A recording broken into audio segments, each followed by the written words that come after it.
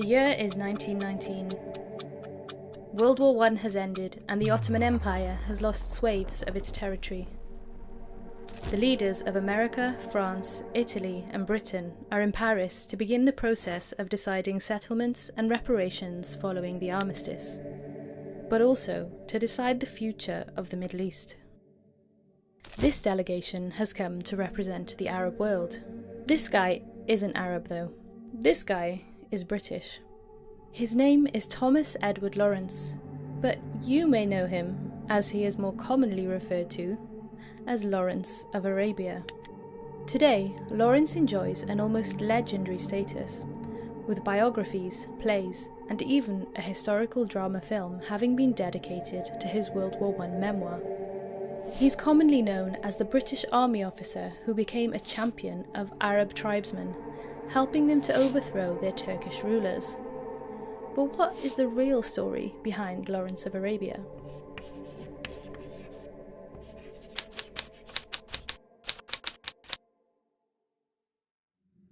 It all begins with a series of letters exchanged during World War I between the Sharif of Mecca, Hussein bin Ali, and the British High Commissioner to Egypt, Sir Henry McMahon. The series of 10 letters, known as the McMahon-Hussein Correspondence, was exchanged between July 1915 and March 1916, in which the British promised the Sharif an independent Arab state after the war, in exchange for him launching an Arab revolt against Britain's World War I enemy, the Ottoman Empire. Despite disagreements in the letters about the future British and French influence in modern-day Syria and Iraq, the Sharif was sufficiently convinced of British support and publicly proclaimed the revolt on the 1st of June 1916 in Mecca. Just a few days later, the Sharif's son, Ali and Faisal, had attacked the holy city of Medina in an attempt to take it and its railway station from the 12,000-strong Ottoman garrison stationed there. But after 3 days of attacks, Ottoman troops under the command of Fakhreddin Pasha chased the retreating rebels away from the city. The Sharif's forces had more success in besieging the holy city of Mecca and the historic town of Taif. Meanwhile, British ships bombarded Ottoman fortifications along port cities of the Red Sea, and their aircrafts attacked Ottoman troops, disrupting their efforts to defeat the advancing Arab rebels. By the end of July, the ports of Jeddah, Rabigh and Yambu were in the hands of the Arab revolt, allowing the British to increase their supply of arms and equipment to the Arab forces in the Hijaz. This is where Lawrence of Arabia comes into the picture. The British Army dispatched a military mission to liaise between the Arab leadership and the British High Command in Egypt. Egypt, by the way, was occupied by British forces at the time. From October 1916, Lieutenant T.E. Lawrence, alongside British artillery, gave Arab forces the means to defeat the small Ottoman garrisons under siege at Mecca and Taif. Lawrence became an advisor to the Sharif's son, Faisal. But despite the early gains, largely taken with the help of the British, Lawrence was underwhelmed by Faisal's forces. One company of Turks firmly entrenched in open country could have defied the entire army of them, and a pitched defeat would have ended the war by sheer horror. Moreover, the Arab revolt just didn't have the numbers of fighters it needed to take on the Ottoman forces. Despite the name, the majority of Arabs did not support the Arab revolt.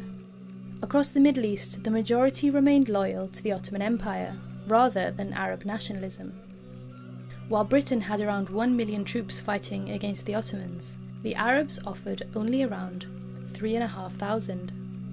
Unable to take the Ottomans head-on, Lawrence realised they needed another plan. The Arab forces needed to attack the Ottomans' line of supply into Arabia, the Hijaz Railway. Faisal's men spent most of 1917 attacking the railway.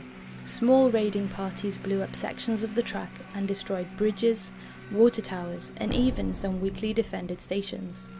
With plans to invade Palestine, the British were keen for the Arab rebels to keep Ottoman troops tied down. The revolt was in full swing, but following British advancements into Palestine, a secret document was leaked which revealed that just 2 years earlier, while the British were promising Sharif Hussein bin Ali an independent Arab state, they were also negotiating post-war zones of influence and direct control of Ottoman territories with France in the Sykes-Picot Agreement. The British government had also published the Balfour Declaration, which promised the establishment in Palestine of a national home for the Jewish people. Despite tensions over these agreements, Arab forces continued to attack the Hijaz Railway and assist the British, while Arab leaders gambled that the reality on the ground at the end of the war would trump any paper agreement. For Lawrence, Faisal and his forces, the priority was now to reach Damascus before the British did. Arab forces played a vital role in the final offensive of the Palestine campaign, allowing British troops to advance swiftly through Palestine and Jordan and overrun what is now modern-day Lebanon and entering Syria. To the east, Faisal's army drove northwards in the race for Damascus. They reached the city on the 1st of October 1918 to find Australian light horsemen, who served alongside the British, entering from another side. A month later, the Ottoman Empire agreed an armistice, and the leaders of the Arab revolt found themselves locked in tense negotiations with their former allies over the future of the region. But to no avail. In the years to come, the Middle East would indeed be partitioned up into zones, under the influence and control of Britain and France, the impact of which is still relevant today. Around 200 in Gaza have been killed so far, including the population is terrified. They've started moving from Gaza. And Lawrence of Arabia would reveal the true story of the Arab revolt. The cabinet raised the Arabs to fight for us by definite promises of self-government afterwards. So I had to join the conspiracy, and, for what my word was worth, assured the men of their reward. In our 2 years' partnership under fire, they grew accustomed to believing me and to think my government, like myself, sincere. Instead of being proud of what we did together, I was continually and bitterly ashamed. It was evident from the beginning that if we won the war, these promises would be dead paper, and had I been an honest advisor of the Arabs, I would have advised them to go home and not risk their lives fighting for such stuff. But I salved myself with the hope that by leading these Arabs madly in the final victory, I would establish them with arms in their hands in a position so assured, if not dominant, that expediency would counsel to the great powers a fair settlement of their claims.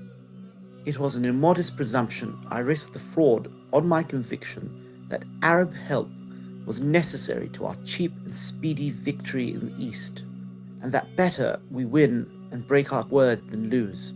The real story, then, behind Lawrence of Arabia was not one about the adventurous exploits of a British army officer in the Middle East, but one of false promises, deception, and betrayal.